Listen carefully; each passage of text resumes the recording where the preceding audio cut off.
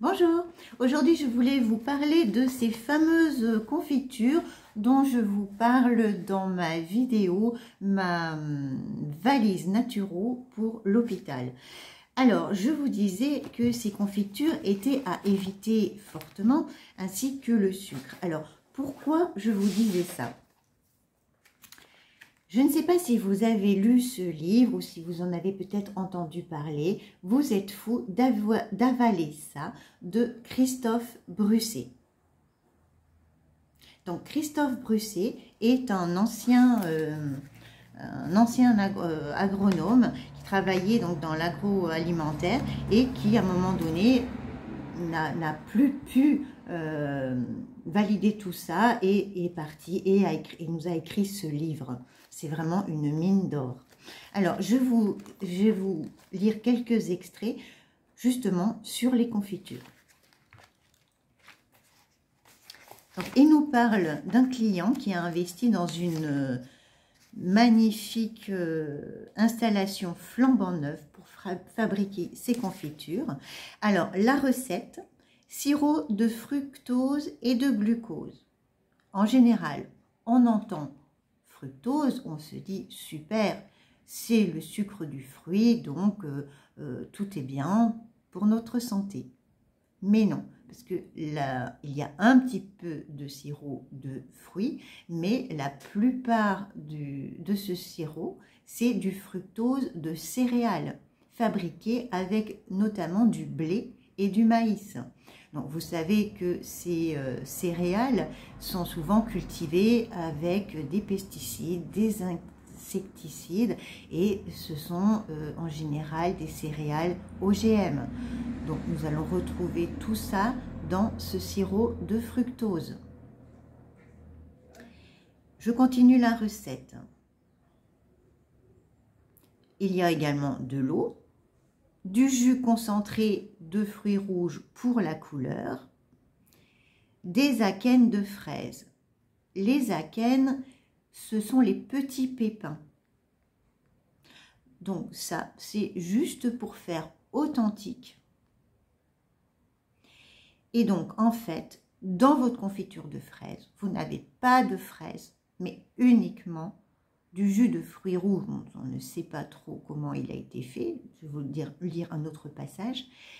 Et quelques akènes.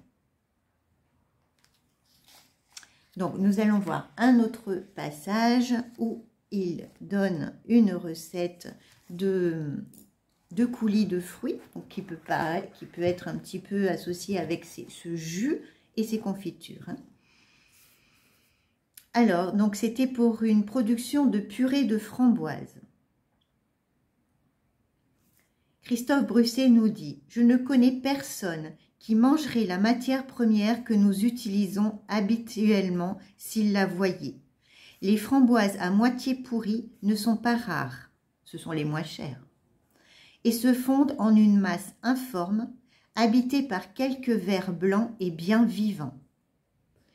Bien qu'il y ait quelques feuilles salies par un peu de terre, où on retrouve bien sûr les pesticides, les insecticides, on obtient pourtant, après un broyage fin et un bon tamisage, une purée parfaitement rouge et délicatement parfumée.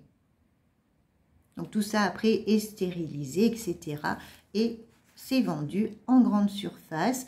Donc après, il nous parle aussi nouveau de la confiture de fraises qui est la plus vendue en France. Et donc c'est vraiment cette confiture de fraises sans fraises qui va être que vous allez consommer dans ces petites barquettes en plastique qu'on trouve dans les hôpitaux, mais également dans certains hôtels. Il y a aussi ces confitures-là qu'on retrouve dans les supermarchés en bocaux.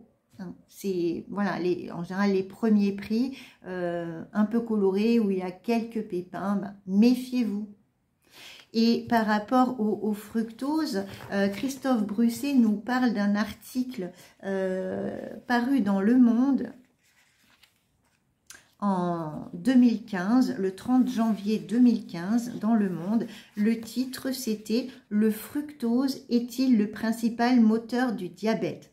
Dans ce fructose, on parle bien sûr essentiellement de ce fructose venant des céréales. Le Monde disait « La consommation excessive de fructose entraîne des modifications métaboliques. Elle fait le lit du diabète de type 2. » Donc, attention à tous ces sucres, même les sucres cachés qu'on retrouve dans les aliments industriels, les gâteaux, mais également les plats cuisinés, où il y a toujours du sucre. Regardez bien les étiquettes. Pour revenir au diabète, on a 3 types de diabète. Le diabète de type 1, représente environ 10%. Donc le diabète du type 1, c'est une maladie auto-immune où on est obligé de s'injecter de l'insuline. Le diabète de type 2, en général, vient plus tardivement, vers 40 ans à peu près. Et là, on est sur une maladie plutôt de civilisation qui peut être entraînée par justement cette consommation industrielle, cette malbouffe, la sédentarité, parfois également génétique. Donc c'est lié à nos comportements, notre mode de vie, la pollution, et ça peut être lié également à un diabète gestationnel de notre maman, hein, puisqu'on sait que parfois pendant la grossesse, la maman peut avoir un diabète, on appelle ça un diabète de grossesse, donc qui peut avoir des effets assez dramatique parfois, hein, en faisant des fausses couches. Et il peut y avoir un surpoids du bébé, mais il peut aussi y avoir un diabète de type 2 chez la maman plus tard et un diabète de type 2 chez l'enfant bien plus tard aussi, à partir de 40 ans.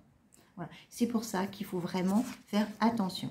Si vous avez des questionnements par rapport à votre glycémie, votre taux de sucre, si vous trouvez, bon, je suis un peu limite, demandez à votre médecin de vous prescrire une analyse sur la glycémie à jeun et sur l'insuline à jeun, et ça vous permettra de faire après, de calculer l'indice HOMA, H-O-M-A, qui peut être un excellent marqueur préventif.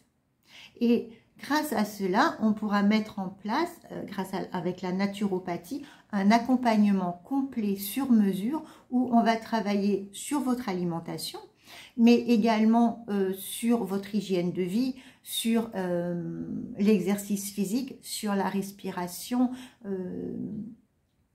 sur l'émotionnel, sur plein de choses, hein, puisque la naturopathie, c'est vraiment un accompagnement global, somato-psycho-émotionnel. Et alors, une question fondamentale à vous poser si vous aimez le sucre, c'est pourquoi je mange du sucre? Pourquoi je suis attirée par le sucre? Pourquoi j'ai des boulimies de sucre? Alors, il peut y avoir différentes réponses.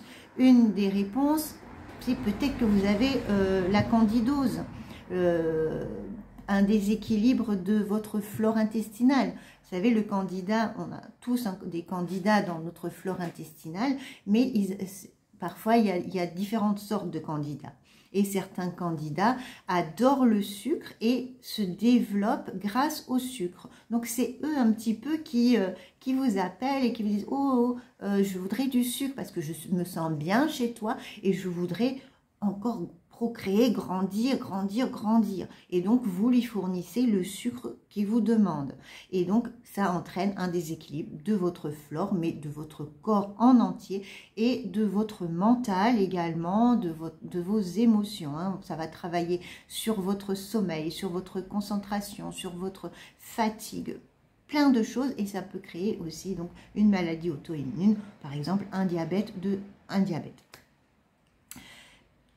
Une autre explication, ça pourrait être lié à une fatigue, une incapacité à faire quelque chose sans ce sucre. une incapacité à étudier, à se concentrer, à faire notre routine, dans notre quotidien. Et donc là, il faudrait se poser la question, mais pourquoi je suis en incapacité? Pourquoi mes cellules manquent d'énergie? Pourquoi mes cellules manquent d'oxygène? Pourquoi mon cerveau manque d'oxygène, manque de glucides? C'est qu'il y a forcément un déséquilibre quelque part. Donc, pareil, là, un accompagnement complet s'impose. La troisième réponse, c'est est-ce que je comble un vide en mangeant ce sucre? Et là aussi, posez-vous la question, c'est quoi ce vide? Là aussi, la naturopathie va vous accompagner, puisque un travail, pour moi, est essentiel de se faire sur le corps, le cœur et le mental. On ne peut pas séparer les trois choses. Enfin, le sucre symbolise aussi la valeur du moi. Pareil, posez-vous la question. Voilà, donc tout ça, vous voyez, c'est des petites choses à penser, à réfléchir.